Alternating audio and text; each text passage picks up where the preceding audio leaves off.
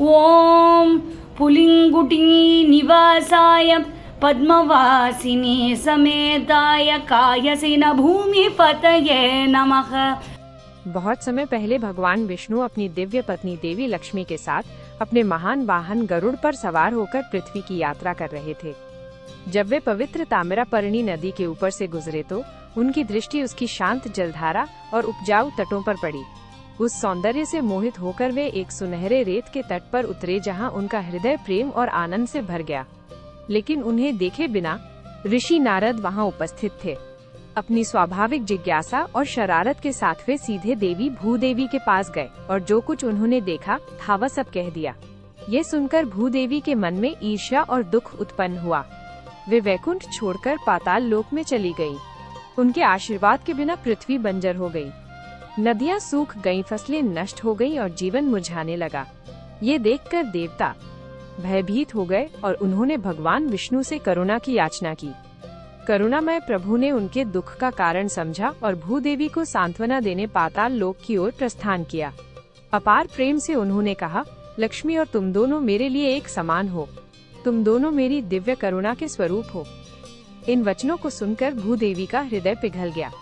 उनका दुख प्रेम में परिवर्तित हो गया और वे पुनः वैकुंठ लौट आईं। पृथ्वी पर फिर से जीवन खिल उठा। नदियां बहने लगी, वृक्षों पर फूल खिले और सृष्टि में समृद्धि लौट आई। उस पवित्र दिन से भगवान विष्णु को भूमि पालक पेरुमाल अर्थात पृथ्वी के रक्षक और पालनकर्ता के रूप में पूजा जाने लगा। समय नदी की तरह बहता गया और एक और कथा जन्मी। देवताओं के राजा इंद्र एक बार अनजाने में एक ऋषि की हत्या कर बैठे, जिससे वे ब्रह्महत्या दोष के शाप से ग्रस्त हुए। गुरु बृहस्पति की सलाह पर इंद्र इस पवित्र स्थल पर आए और एक पवित्र सरोवर की रचना की। उन्होंने गहन भक्ति से भूमि पालक पेरुमाल की आराधना की। प्रभु उनकी भक्ति से प्रसन्न होकर प्रकट हुए और उनका पाप मिटा दिया। वो सरोवर इंद्र तीर्थम के नाम से प्रसिद्ध हुआ। कृतज्ञता से भरकर इंद्र ने वहाँ एक महान यज्ञ आरंभ किया। परंतु जब पवित्र अग्नि प्रज्वलित हुई, एक असुर वहाँ प्रकट हुआ और यज्ञ को नष्ट करने लगा। देवता भयभीत हो उठे और इंद्र ने सहायता के लिए पुकारा। उसी क्षण भूमि पालक पेरुमाल दिव्य ज्योति के साथ प्रकट हुए और अपने सुदर्शन चक्र से उस असुर का संहार किया। चक्र के स्पर्श से वो असुर प्रकाशमय रूप में परिवर्तित हो गया। उसने कहा, मैं यज्ञ शर्मा नामक ब्राह्मण था। ऋषि वशिष्ठ के पुत्रों का अपमान करने के कारण मुझे शाप मिला था कि मैं राक्षस रूप में जन्म लूंगा और स्वयं भगवान विष्णु ही मुझे मुक्त करेंगे। आज वो शाप पूर्ण हुआ। मुक्त होकर वो आत्मा प्रभु के चरणों में नतमस्तक हुई और दिव्य लोक को प्रस्थान कर गई।